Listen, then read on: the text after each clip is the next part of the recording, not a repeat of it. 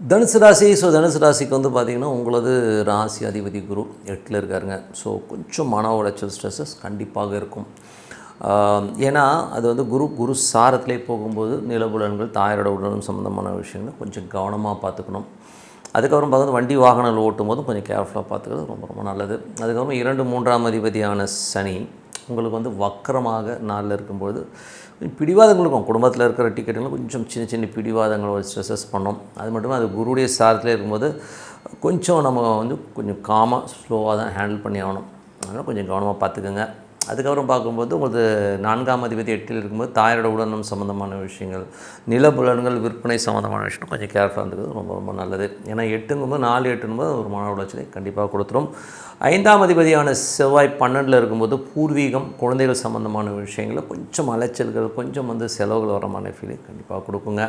செவ்வாய் சனியுடைய சாதகம் கொஞ்சம் அந்த மாதிரி விஷயங்கள் இருக்கும். அதுக்கப்புறம் 6ஆம் அதிபதியான சுக்கிரன் 11ல் இருக்கும்போது வேலையில் நல்ல ஏற்றங்கள், நல்ல லாபங்கள் இருக்கும். பட் அதே நேரத்தில் வந்து பார்த்திங்கன்னா கடன் சம்மந்தமான விஷயங்களை கொஞ்சம் கேர்ஃபுல்லாக பார்த்துக்கணும். ஏதாவது பதில் சொல்கிறதுனாலும் கொஞ்சம் பார்த்து பண்ணிக்கிறது ரொம்ப ரொம்ப நல்லது.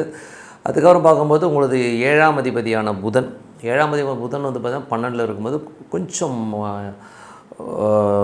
மனைவிக்காக சில நேரங்களில் வந்து இதுக்கு கடன் வாங்குறதோ கொஞ்சம் அலைச்சல்கள் ஜாஸ்தி இருக்கலாம். வியாபார ரீதியாக இருந்துச்சு நிறைய பிரயாணம் பண்ணுறமான விஷயங்களும் நிறைய இருக்கும். ஸோ அதெல்லாம் கொஞ்சம் பார்த்து இருந்துக்கணும்.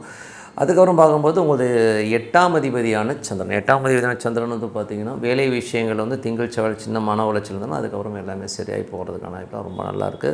கொஞ்சம் கவனமாக இருக்கணும் புதன் வியாழனில்.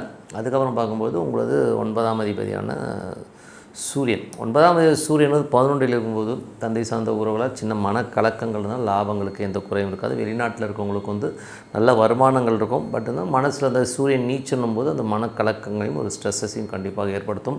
10ஆம் அதிபதியான புதன் வந்து 12ல் இருக்கும்போது தொழில் ரீதியான விஷயங்கள் அலைச்சல்கள் ஜாஸ்தி இருக்கும். ஸோ அதனால் கொஞ்சம் கேர்ஃபுல்லாக பார்த்துக்கிறது ரொம்ப ரொம்ப நல்லது.